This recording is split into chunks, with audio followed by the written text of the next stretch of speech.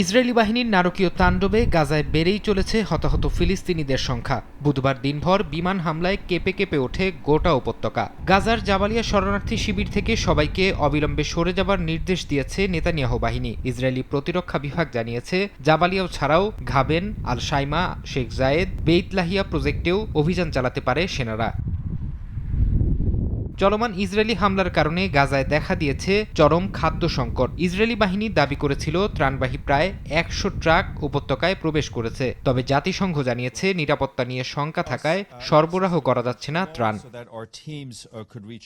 এদিকে পশ্চিম তীরের জেনিনে শরণার্থী শিবিরের প্রবেশ পথে একটি বিদেশি কূটনৈতিক প্রতিনিধি দলকে লক্ষ্য করে গুলি চালিয়েছে ইসরায়েলি বাহিনী। ফিলিস্তিনি পররাষ্ট্রমন্ত্রীর সহকারী আহমেদ আল দিক বলেছেন, ৩৫ জন রাষ্ট্রদূত, কনসাল ও কূটনীতিকদের প্রতিনিধি দল অবরুদ্ধ ক্যাম্পের কাছে পৌঁছালে ইসরায়েলি সেনাবাহিনী নিয়ম লঙ্ঘন করে গুলি চালায়।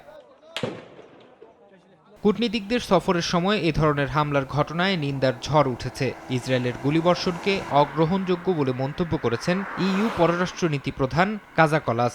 এই ঘটনার তদন্ত এবং দায়ীদের জবাবদিহি করার আহ্বান জানিয়েছেন তিনি। গুলিছোড়ার ঘটনার বিষয়ে বিস্তারিত জানতে ইতালিতে নিযুক্ত ইসরায়েলের রাষ্ট্রদূতকে তলব করেছে মেলোনি সরকার। এছাড়া এই ঘটনার তীব্র সমালোচনা করেছে ফ্রান্স, কানাডা, জর্ডান, তুরস্ক। যদিও ইসরায়েল বলছে তাদের সেনারা কূটনীতিকদের সরিয়ে দিতে ফাঁকা গুলি চালিয়েছিল।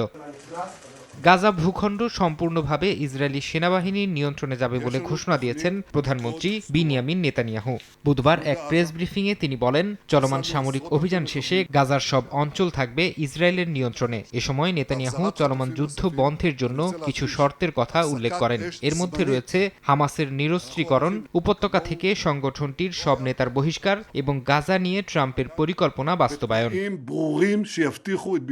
ফরহাদ চৌধুরী, সময় সংবাদ।